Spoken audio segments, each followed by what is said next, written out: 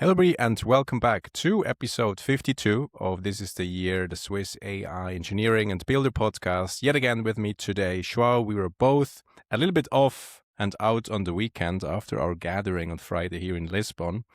But we're back stronger than ever with a new episode for you guys in the audience. Today, we're talking about our latest insights into harness engineering, the actual building block that's really enabling great multi-agent and agentic AI systems in production. Today, we're also talking briefly about, let's say, a bit of a pulse feel on the AI builder community. Should you be building a particular solution that's actually accelerating revenue for your target ICP or ideal customer profile, and or then on more on the cost-cutting side of things, which comes with new complexities. This will then segue us to a pricing discussion very briefly. We're also talking about Gemini 3.5 Flash, one of the most overlooked models probably recently, and we finish it off with a bit of a victory lap on our end on Micron that just hit $1 trillion. And we called it on this show, roughly on the 5th episode, the age of reasoning is here, and that is why all these memory stocks should be flying very much soon. So we are taking a bit of a victory lap. But that's basically what is happening. Anything from the model provider stack to the compute stack to the infrastructure stack, and maybe now also the memory stack as we talk today, because all these reasonings, all these memory ideas, they need high bandwidth memory. So that's also a potential kind of domain maybe that is super interesting. There's two companies, maybe three, but two worth mentioning, Micron and SK Hynix from Korea, that are in this space. Feel free to check that out carefully as well in case you're interested. But all this memory idea is really, really needed in the data or AI factories, as Jensen Huang called it. But welcome back, Joao, on the show. Happy to have you. You are the AI engineering wizard. Last time we talked about many things, amongst others, that you're building AI agents, of course. Not many and every single day, but one very holistic, super smart agent. But how are you doing? You're also back from the illness journey.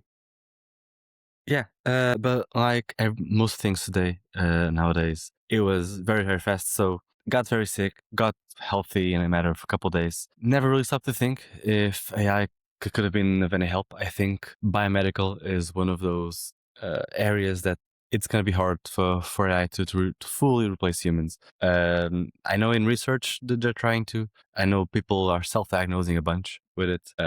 But when you're desperate, what you need is like system over-the-counter medication. I don't think any cloud agent can truly help you.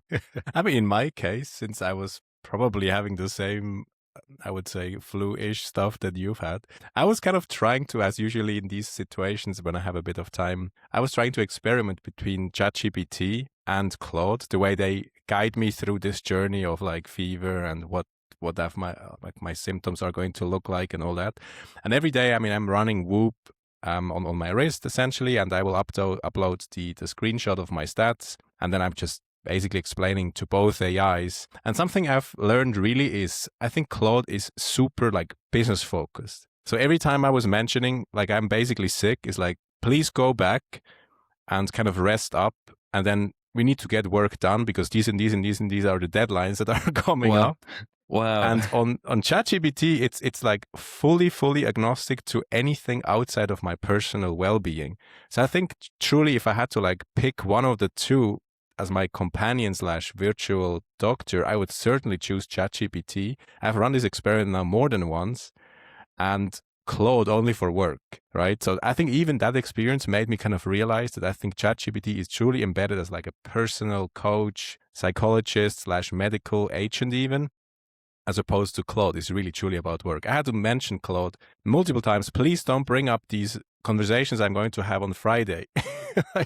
I'm just now, I don't want to talk about it. Just focus on maybe whatever I should be getting in terms of over-the-counter medicine. So that was a truly unique experience once again, comparing OpenAI versus Anthropic's, I guess, harness. And maybe let's use that segue a bit of as a first talking point. So what's the update maybe on the latest from your perspective, Joao, on engineering grade harnesses?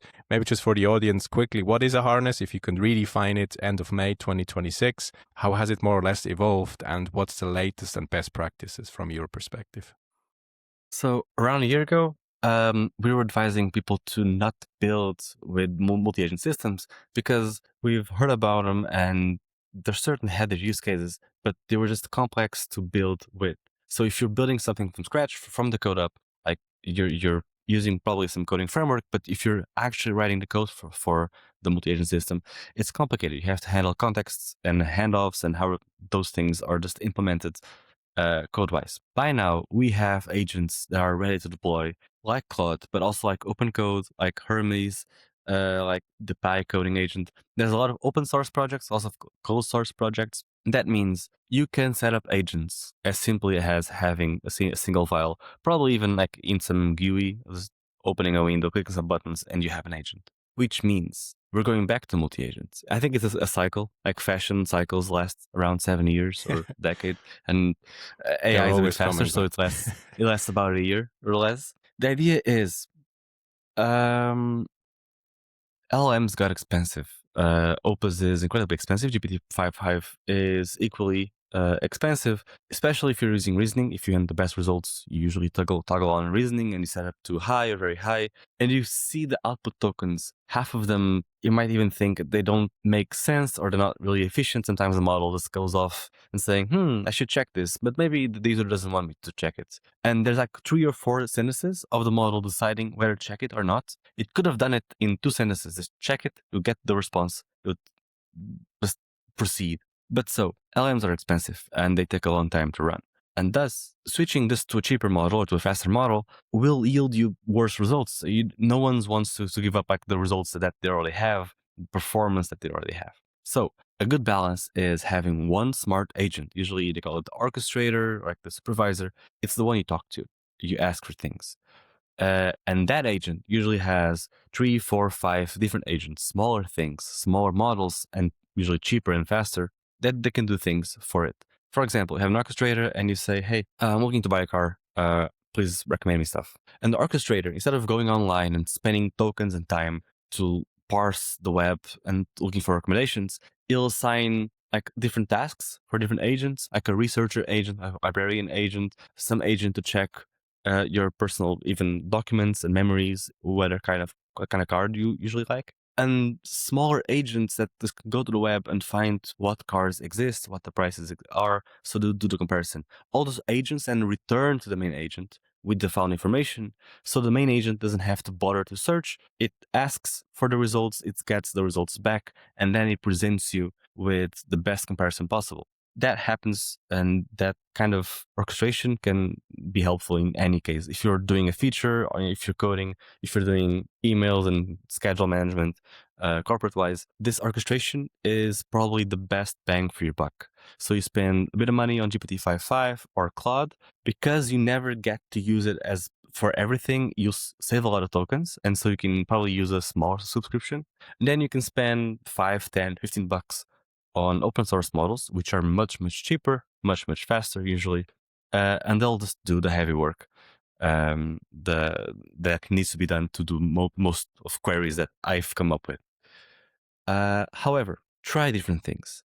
I was stuck on Copilot for around a year, almost a year and a half, because it was cheap enough and it was good enough for me not to bother searching for other things. Copilot broke that rule by turning itself into incredibly expensive product. And so that converted me into like, okay, let's try a few different things. And there is a whole world out there besides Claude, besides ChatGPT, of models and software that you can install for free, try for free, only pay what you like, and only pay if you like the results that you're getting. So try different configurations. And even when setting up these projects, you might think it's super complicated and it'll take you months to get that fine-tuned to your use case. I've seen like entire plugins and entire like additions to the software where the install guide has a manual section, but before that has, hey, just tell your AI this. And it's a single sentence that you put on your current agent. And the agent itself will configure and install things on the environment.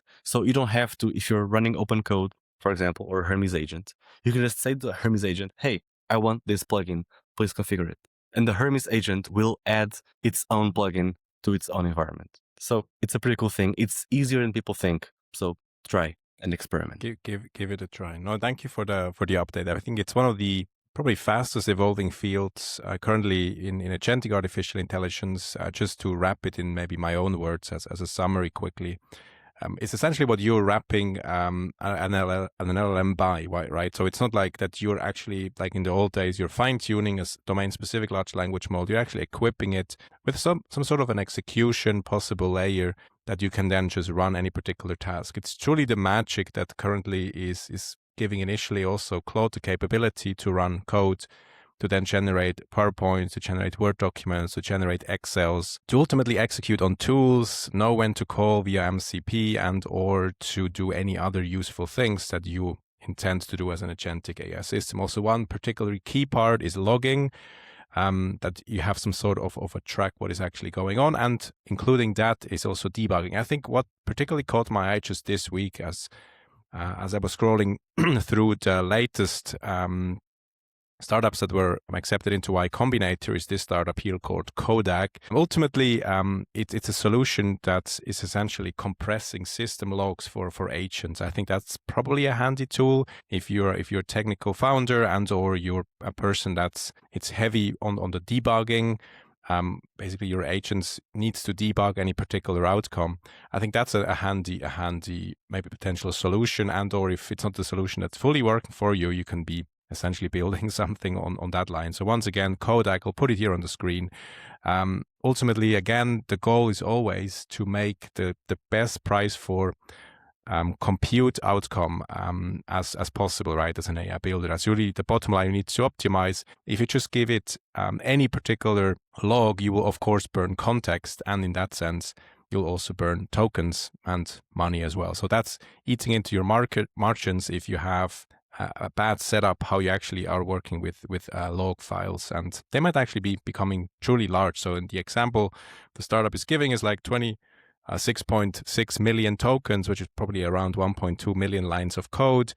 That's just the raw logs, right? That the agent needs to maybe go through, skim through to look for what is actually working through what they're actually calling a compression capsule. They're compressing it 8,000 times to 3.3K tokens. And that's really the magic then for the LLM to then only crawl back to the complete domain and look for what actually is there to debug accordingly. So that's a bit just a rundown on maybe harness engineering. Once again, the magic that is actually empowering large language models or a multitude of them to do useful things.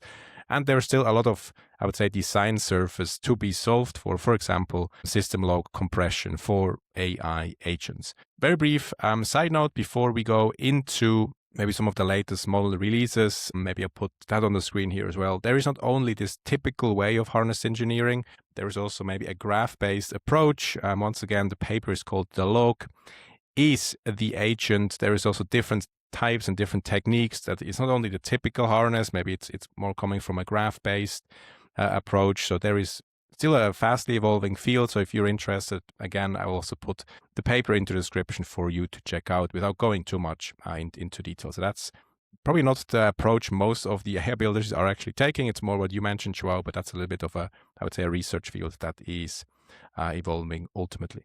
If we give a bit of a pulse before we talk about Google Gemini 3.5 Flash, where we're standing in terms of AI building, I think ultimately, we've mentioned that multiple times here on the show, you can either be building a software that is accelerating the revenue of your target customer or your enterprise that you're selling it to. That's anything that maybe we can quickly brainstorm a few use cases for, and or you can actually be helping them to cut costs. And ultimately, costs are only ultimately cut when FTE or humans are let go. And that's, I think, something that a lot of the companies are still trying to experiment. Which of the software are we actually buying? Something we've learned, and just to holistically bring out the point before we go back to you, Joao, is even if we cut costs for human FTEs, the pricing is actually increasing and increasing and increasing and increasing in terms of AI compute. So ultimately, the cutting cost case, I think, as it gets a little bit of a damper, and the revenue accelerating case for AI builders might be the more appealing. But what's the latest if you had to choose one or the two? Which is an easier sell, which is an easier build for AI builders? I think you usually have your own pain points in your workflow day to day.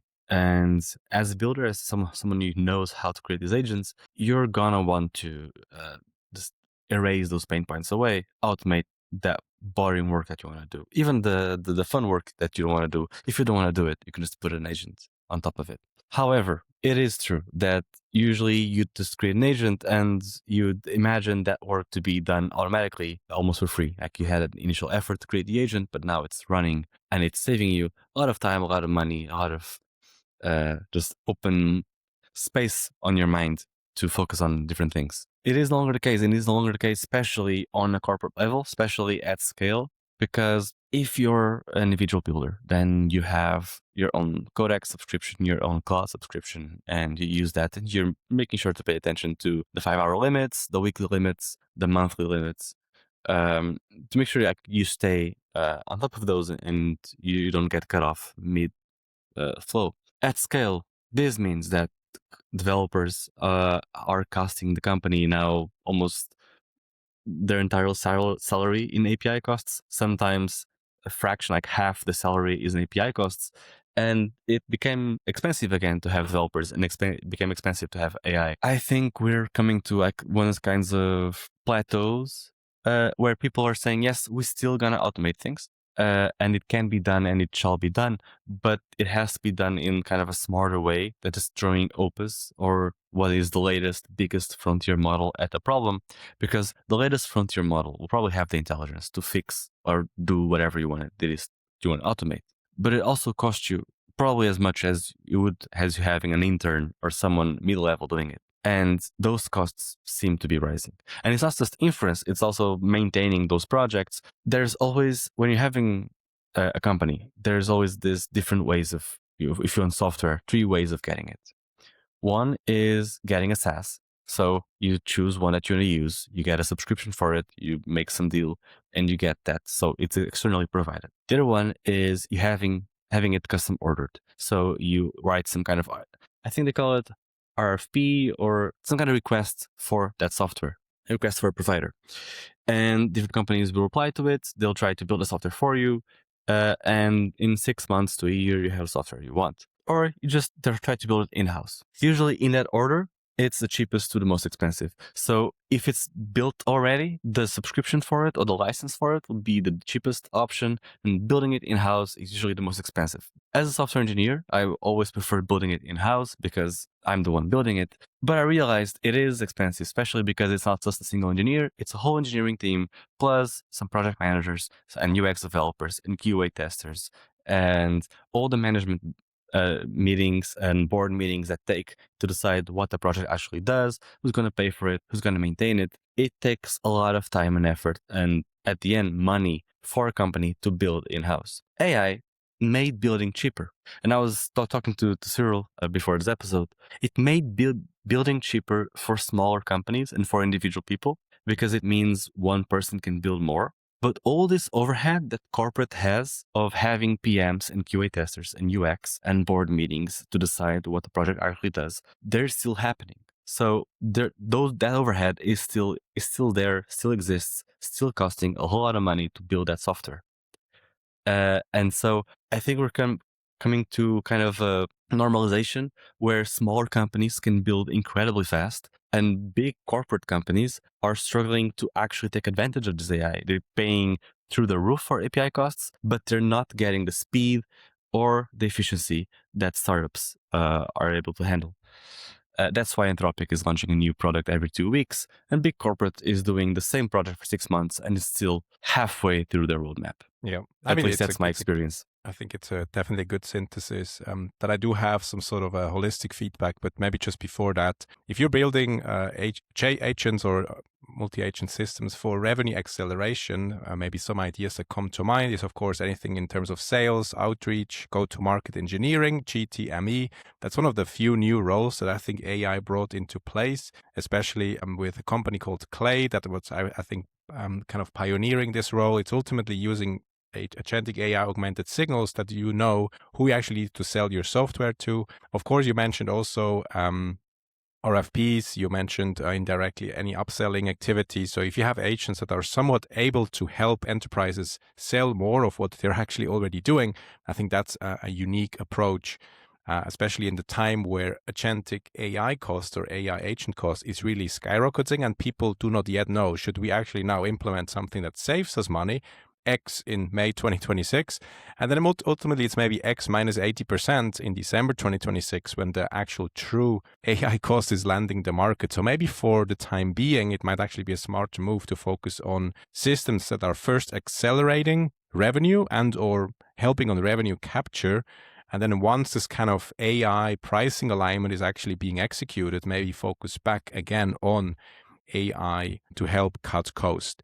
Ultimately, something I'm consistently mentioning here on the podcast as well is like human work, the way it is done, and as you mentioned now with all the hierarchical layers, it seems to be anyway completely misaligned. Management in most cases is not work. It's truly just humans syncing other humans, and they do that by hand-offing work artifacts.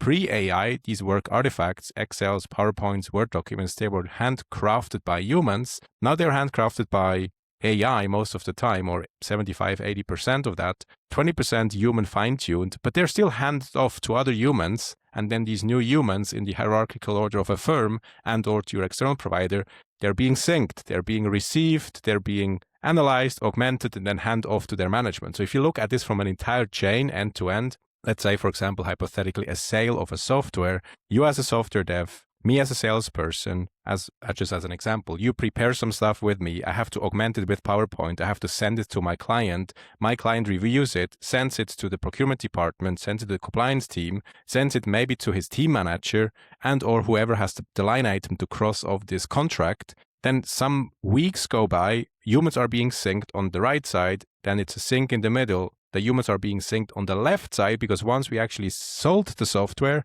us as deliveries, we need to sync internally once again. When do we deliver? How do we staff this? What are the APIs, the interconnects we need to build? Are there some MCPs? We have more alignments, more sync work being done. And ultimately, we're starting the wheel again.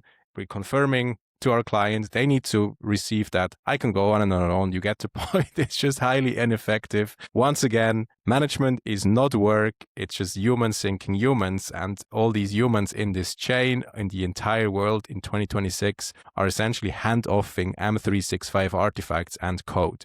That probably has to be reshaped. This entire value creation of the world has to be reshaped with 8 agentic interfaces, agentic checkouts, agentic payments, with human in the loop as an interface. But just if I reason through that, it kind of doesn't make sense how we move in the world and generate value and all these trillions and trillions of dollars of GDP. But that's more or less that. What happened with Google Gemini 3.5 Flash? Where does it land, Joao? Before we then wrap the show up with Micron, a bit of a victory app from our end. So a bit of context on Google and their lineup of models. They usually have a Flash model and a Pro model. That was the case for 2.5, for 3, for 2.1. And so usually the Flash model is cheap, it's fast, it does the light work that you need, that you don't need to think much about it. And the Pro model is the one that's the smarty pants of the two. Usually takes longer, usually it's more expensive, and it gets you the best results. What we're seeing is Google launched a 3.5 Flash. The Flash model is on par or sometimes better than their previous Pro model. So that's usually a very good sign, like a green flag that models are improving quite substantially. However, the pricing also matches this increase. So the model is faster, the model is smarter, but also the model is more expensive, which raises a couple red flags, because if 3.5 Flash is already not expensive, but a little bit expensive, a bit pricey, way more than any Flash model previously was, how expensive is 3.5 Pro going to be? And there's two possible outcomes. There's an infinite possible outcomes, but there's two the most probable outcomes. One is 3.5 Pro is just more expensive. It's expensive on par with Opus, on par with GPT-5.5, even more expensive than those two, because usually when a frontier model comes out, if it can beat the benchmarks, they'll price it accordingly. You'll need for the frontier models for the last year or so, it's harder to get a better model for cheaper. But there's a better, more hopeful version, which is when they'll finally launch 3.5 Pro. And it's taking a while, and that's fine. I was hoping that it would come out on Google I.O., which was around a week ago. It didn't. But when 3.5 Pro comes out, it might be the case that 3.5 Pro has similar pricing to 3.5 Flash, and they'll just decrease the pricing for 3.5 Flash. So the idea is 3.5 Flash is the the best model available, so also the most expensive from Google. And finally, when they launch a better one, they'll lower the price for Flash compatible pricing, which is probably a very good thing. People have not been using Gemini models in general in agentic environments because they're harder to work with than most open source ones. And the cost to intelligence, the ratio isn't that appealing compared to, let's say, Opus or GPT 5.5, where you get the best possible intelligence, but also at a premium cost, or open source models, where you get really, really fast results for usually just cents on a dollar compared to frontier models. Gemini is on an awkward position there. Let's see how 3.5 Pro comes out. Maybe in a couple of weeks. Maybe it'll take a few months. Hopefully not. To see if the pricing changes. Because if things keep getting more expensive, the AI landscape has to be altered. And the way we build things and what is built will have to go to a much more thorough process of, is this actually going to make us money? Because most of them for now are not. I mean, it's a good, I think it's a good overview on this model. I think just what mostly surprised me, even in, again, May 2026, which is somewhat of an advanced stage of new models being released. And I think we always got the groove a bit what is coming, that Flash ranks so high up on the intelligence scales. Yes, 4.7 is out for a few weeks now, but still the Flash model being quite intelligent versus, yes, as you mentioned, the price is still quite significant, but it is super fast. And I believe it might be an interesting add-on if you have a multi-agent system. Once again, we talked about harnesses. Of course, you could harness also a Flash model like that with its capabilities. And just to wrap up the episode, just to give a bit of a market update, before we do that, let me quickly also play the clip where we are mentioning Micron. Here it goes. A few months ago, we mentioned that ultimately Micron might be, aside from SK Hynix and SanDisk, on the verge of an explosion. I think the stock price back then, at least that's my purchasing price, was $80. And today it reached 10x that, ultimately, mostly because, and once again, a surprise in the stock market, I'm still getting surprised in the AI game, is because UBS, the Swiss bank, my house bank, ultimately, they raised the price target of Micron, TBD if that's even realistic, to 1.6K, which would again be 100% gain of today. So Micron reaches 1 trillion market cap. That is a severe increase, of course, in capability in terms of their, let's say, reasoning, memory capability, but at the same time, it seems to be quite high still for the world. It jumped significantly today on the stock exchange. Single day, I think it's 15 or 70% at a time for a stock that has already been valued at somewhat like 800 billion is quite substantial. It just underlines again this memory and or AI race is still on. It's probably getting a bit on the heated side of things. And one stock I'm still desperately waiting to pop off, of course, is Micro and Soft. They're doing both and nothing aside from being Micro and Soft in terms of their return, which I do believe might have to do something with OpenAI's IPO. So once this is also maybe fresh out in the water, let's see what is happening to Microsoft. But that's a bit of an update from the financial corner, a quick victory lap on our side, Micron. And again, the next frontier might be space. The next frontier might be co-packaged optics, something we've been mentioning since probably November 2025 as well. Anything else from your side, Joao, before we wrap up the episode? Yes, you told me I have paper hands because I have been selling Micron. But other than this, any last thoughts? Around that time that we said that Micron was going to explode, I also mentioned the energy providers as potential good purchases and the potential investments in general, because data centers and memory and GPUs all require power. I held, I think, a hopeful view that renewables and nuclear and like this high-tech forms of energy was going to be used for data centers, and I still think they might be in the future. However, the landscape is a bit different. AI landscape is rush. It's rushed from end to end. Everything needs to be done yesterday. Data centers need to be done yesterday. Everyone needs them right now, and they want to build them as fast as possible. And so no one wants to pay the high upfront cost that is to build a renewables power plant. Or they are less motivated to do so because they're already spending a whole bunch on the GPUs and infrastructure for data center itself. what they want is power. They don't care much on how that power comes from or where that comes from or what form does it take. And that's why we're seeing data centers being built with just gas generators right next to it, because as long as it has power, people building data centers don't care. The name of the game is Rush. And so the name of the game is not let's build the coolest, most high-tech looking renewable power plant with solar panels, even though they are expensive. Even they have a good value proposition, but they are expensive upfront. Renewables have all their costs mostly upfront, while all the other forms of energy, coal, gas, oil, whatever, you can build a cheaper plant and you can just pay that cost in the actual gas, in the actual oil you're putting into it. And so it makes for better proposition for data centers. Not the dreamy outcome that I had a year ago. I still hold the belief that we're going to build renewables, and we are building renewables worldwide, but it'll take a while. And it'll take a bit of effort and energy and a lot of political power and political will to make it happen.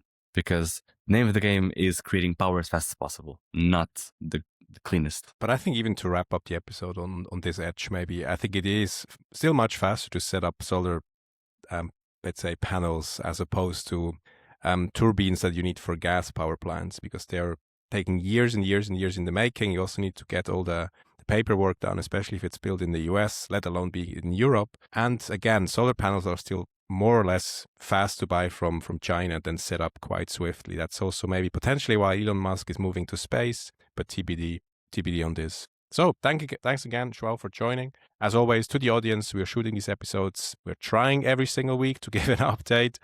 And next week's episode, we are already approaching the mid-50s. We're running this show for 52 episodes as today, but you can definitely expect more from us in terms of AI harnesses, agentic AI building, even some business insights and financial insights, which is a great advantage if you're building in AI. You also see what is actually happening on the ground, where are the constraints, and how you can allocate even the money you make as an AI builder to your stock portfolio. So that being said, thank you, Joao, for joining. See you in the next one. Bye-bye. See you next one.